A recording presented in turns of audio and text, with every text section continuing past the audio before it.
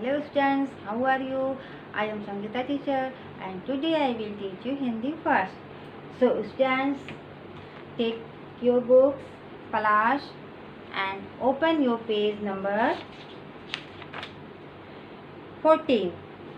Today our topic, a new chapter, part 2, राजकुमार सिद्धार्थ। आज हमारा new topic है राजकुमार सिद्धार्थ। ठीक है बच्चों, पिछले वीडियो में हमने आपको क्वेश्चन आंसर यानी प्रश्न उत्तर बताया था और कल हमने आपको पीडीएफ के माध्यम से सेंड भी किया था। उम्मीद है आप लोग जैसे मैंने पीडीएफ सेंड किया, जैसे उसमें लिखा है वैसे ही आप लोग राइट किए हैं। जिसको जो समझ में ना आए वो हमसे पूछ सकता है। तो आज हम देखते हैं आपका पार्ट 2 राजकुमार सिद्धार्थ, जो कि एक कहानी है। किसके बारे में है? ये 2 राजकुमार रहते हैं जिनमें से एक है राजकुमार सिद्धार्थ और इन्हीं के दयालु स्वभाव के बारे में बताया गया है कि राजकुमार सिद्धार्थ कितने दयालु इंसान थे। बच्चों, आपकी बुक ये देखिए, ये आपके चैप्टर का पेज है और इस चैप्टर में कुछ कठिन शब्द आए हैं जो हमने आपके बोर्ड पे राइट कर दिया है। तो पहले हम कठिन शब्दों को पढ़ते हैं, उसके बाद स्टोरी पे आते हैं। ठीक है बच्चों, और आप अपनी बुक में अंडरलाइन करते जाइएगा। ठीक है, कठिन शब्द पहला हमारा आया है जो सिद्धार्थ।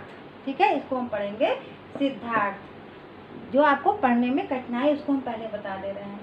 कपिल वस्तु, तीसरा है राजवाटिका, चौथा प्रकृति, पांचवा दर्दनाक, छठवां पीड़ा, सातवां स्नेह, आठवां क्रोधित, नौवां प्रसन्न, 10वां देवदत्त, 11वां झलक, 12वां ममता,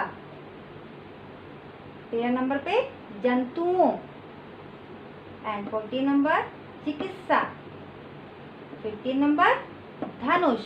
ठीक है, ये हमारा 15 कठिन शब्द है जो कि आपके बुक में है और इसे अपने बुक में अंडरलाइन कर लीजिएगा। ठीक है, और बार बार इसको पढ़ने की कोशिश करिएगा। तो अब चलते हैं आज के स्टोरी की तरफ। बच्चों, ये बुक कहानी आप रीड करिएगा। आज हम आपको इसका अर्थ समझा रहे हैं। ठीक है, दोनों साथ में करेंगे। बहुत समय पहले की बात है। कपिलवस्तु नगर की राजवाटिका में राजकुमार सिद्धार्थ टहल रहा था। अभी वह छोटा ही था पर बहुत समझदार था। बहुत समय पहले की बात है बच्चों। एक नगर था कपिलवस्तु, जिसका नाम था, और राजवाटिका था मतलब कि राजा का बागीचा। वाटिका मीन्स बगीचा होता है। उसमें कौन थे? राजकुमार। पहले राजा के जो बच्चे होते थे उनको राजकुमार कहा जाता था। तो जो राजकुमार थे, सिद्धार्थ नाम था उनका। क्या नाम था? सिद्धार्थ। और वो अपने वाटिका में यानी बगीचे में टहल रहे थे। वो छोटे थे लेकिन बहुत ही समझदार थे। सिद्धार्थ क्या करते थे? रोज प्रतिदिन राजवाटिका में आकर प्रकृति का आनंद लेना अच्छा लगता था। इतने हरे भरे पेड़, रंग बिरंगे फूल, तरह तरह के पक्षी एवं चारों ओर फैली प्रकृति की सुंदरता को देख देख कर राजकुमार सिद्धार्थ खुश हो जाता। वह सोचता, आहा, यह प्रकृति कितनी सुंदर है। बच्चों, जो सिद्धार्थ है उन्हें जो प्रकृति है राजवाटिका में, मतलब पेड़ पौधे, हवाएं, जो पानी और सूर्य का प्रकाश, ये सब उन्हें बहुत अच्छा लगता था क्योंकि ये सब प्रकृति है। ठीक है ना, और उनको इसका आनंद लेना मतलब उसको एहसास करना, उसकी अनुभूति करना, उसका मजा बहुत अच्छे से लेते थे। उनको रंग बिरंगे फूल, चिड़ियों का चहचहाना, मोर पंख फैला के नाचते थे।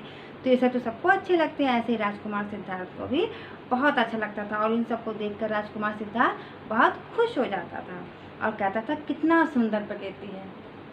राजकुमार सिद्धार्थ इन्हीं विचारों में डूबा था कि कितना सुंदर प्रकृति है। तभी उसे एक दर्दनाक आवाज़ सुनाई दी। दर्दनाक में बच्चों कि कराहने की आवाज़। जब कोई दर्द से परेशान होता है और चिल्लाता है तो उसकी आवाज़ कैसी होती है? कराहने की, दर्द से कराहने की, उसी को कहते हैं दर्दनाक। उसे समझते देर नहीं लगी कि किसी हंस की दर्द भरी आवाज़ है। पर हंस की आवाज़ में इतनी पीड़ा क्यों। तो वो समझ गया कि कोई पक्षी है, हंस नाम का पक्षी है और उसी की आवाज़ है, लेकिन सोच रहा था कि ये चिल्ला क्यों रहा है इतना। राजकुमार दौड़ा दौड़ा उस स्थान पे गया जहाँ से आवाज़ आई थी। राजकुमार जल्दी जल्दी दौड़ा, जिस तरफ से उसको आवाज़ आ रही थी उस तरफ भागा। उसने देखा एक हंस तीर से घायल होकर पड़ा है, उसके शरीर से खूब खून बह रहा है, वह दर्द से तड़प रहा है। तो जब वहाँ पे गया तो क्या देखा कि एक हंस है और हंस को क्या लगा था, तीर लगा था और उसके खून बह रहा था और वो दर्द से तड़प रहा था, यानी कि दर्द से चिल्ला रहा था। जब आप लोगों को, हम लोगों को या किसी को भी हल्की सी भी सुई चुभ जाती है तो कितना दर्द होता है। अब सोचिए उसको तीर लगा था तो दर्द होगा ना, तड़पेगा। यह देखकर सिद्धार्थ के मन में बहुत पीड़ा हुई। जब उसने देखा सिद्धार्थ ने कि इस हंस को किसी ने तीर मार दिया और वो खून से लथपथ है, तो उसको यह सब देखकर उसे बहुत क्या हुई, पीड़ा हुई, यानी कि दुख हुआ। और उसने बड़े प्रेम से हंस को गोद में उठाया, यानी कि अपने गोद में उसे बैठा लिया और धीरे से उसके अंदर जो घुसा हुआ तीर था बाहर निकाल दिया। ठीक है, फिर स्वच्छ पानी से यानी साफ पानी से उसका घाव को धोया, जहाँ पे उसको चोट लगी थी उसको साफ पानी से धोया। प्यार से हंस के शरीर पे हाथ फेरा और उसको सहलाया। उसकी आंखों में राजकुमार सिद्धार्थ के प्रति स्नेह उमड़ गया। तो किसकी आंखों में, हंस की। जब हंस ने देखा कि कोई मनुष्य है और वो हमारे पास आया, हमारा तीर निकाला, इतनी प्यार से मुझे सहला रहा है, तो क्या हुआ, उसके प्रति स्नेह, यानी कि सिद्धार्थ के प्रति क्या हुआ, स्नेह मतलब प्यार, प्रेम, उसके प्रति प्रेम जाग गया, स्नेह आ गया कि कितना अच्छा बच्चा है ये। ऐसा प्रतीत हो रहा था मानो वह राजकुमार को धन्यवाद दे रहा, और इस निगाह से देख रहा था जैसे कि वो हमें धन्यवाद दे रहे हों। राजकुमार सिद्धार्थ हंस की देखभाल एवं चिकित्सा के लिए उसे राजमहल में ले जाने लगा। तो राजकुमार सिद्धार्थ ने क्या किया कि वो पहले क्या होता था बच्चों कि हम लोग अभी हम लोग को चोट लगती है तो हम लोग डॉक्टर के यहाँ हॉस्पिटल जाते हैं, अस्पताल जाते हैं, लेकिन पहले क्या होता था राजमहल में कि वहीं पे वैद्य जी, यानी कि राजमहल में ही डॉक्टर होते थे। ठीक है, उनको कहते थे वैद्य जी। तो चिकित्सा मतलब होता है दवाई, मरहम, पट्टी करने के लिए। ठीक है, इसकी दवाई कराने के लिए।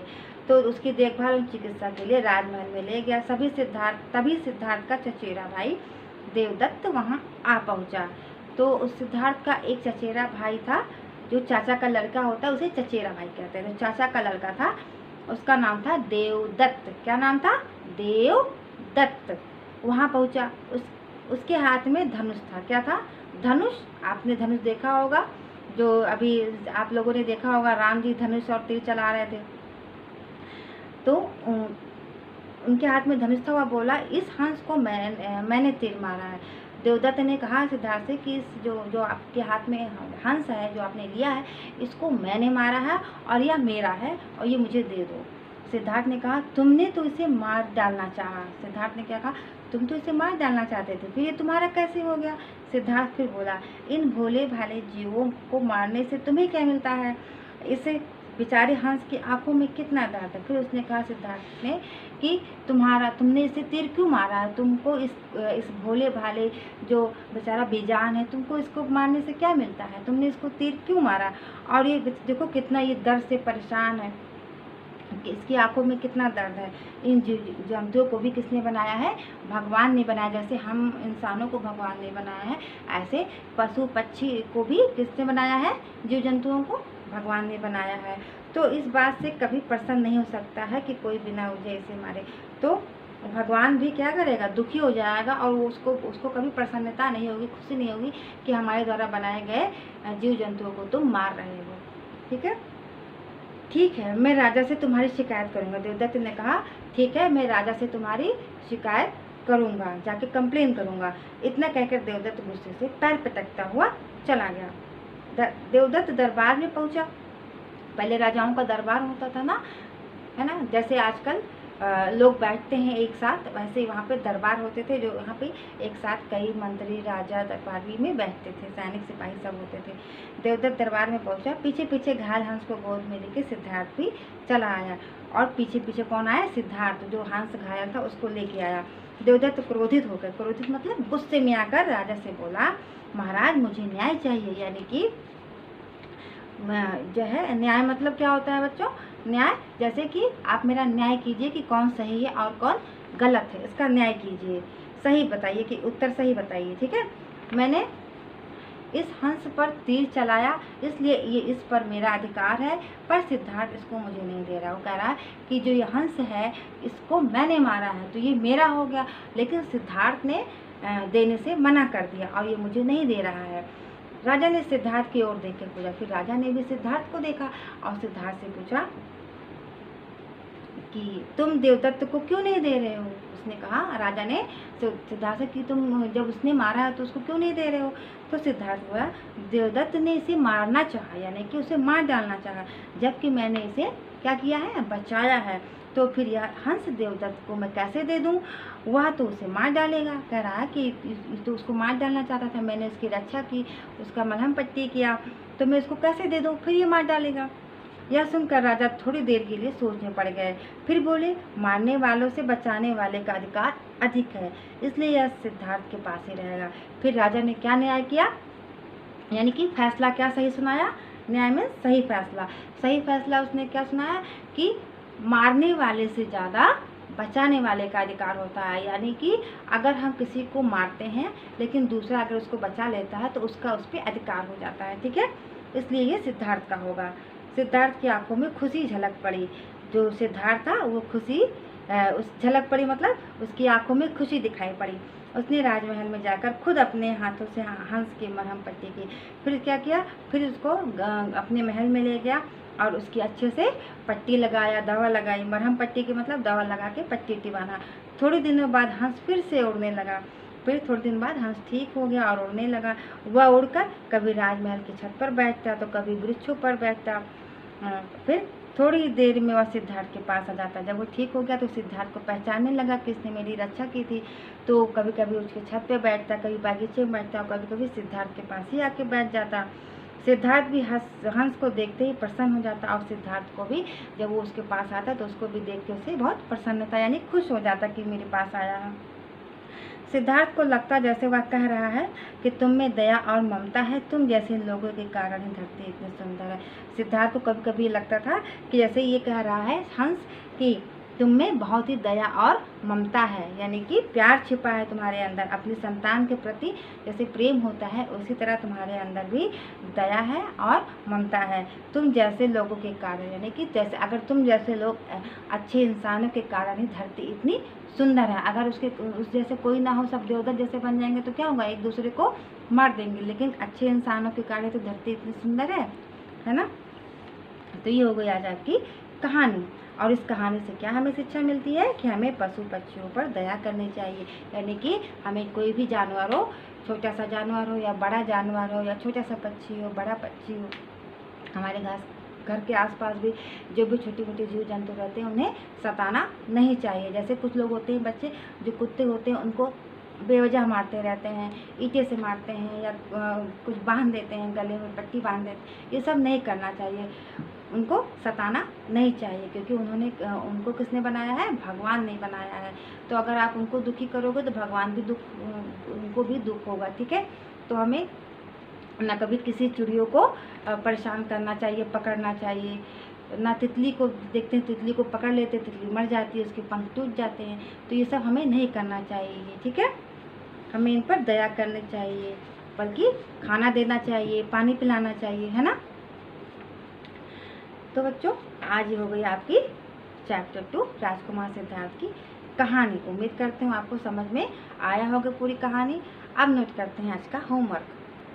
आज आपका होमवर्क है पार्ट 2 से 15 कठिन शब्द लिखिए। ठीक है, पार्ट 2 से जो मैंने आपको कठिन शब्द लिखाया था उसे आप अपने SW की कॉपी में राइट करिएगा, CW की कॉपी में नहीं लिखना है। ठीक है, तो बच्चों आज के लिए इतना ही, फिर मिलते हैं नेक्स्ट वीडियो में। तब तक के लिए बाय बाय।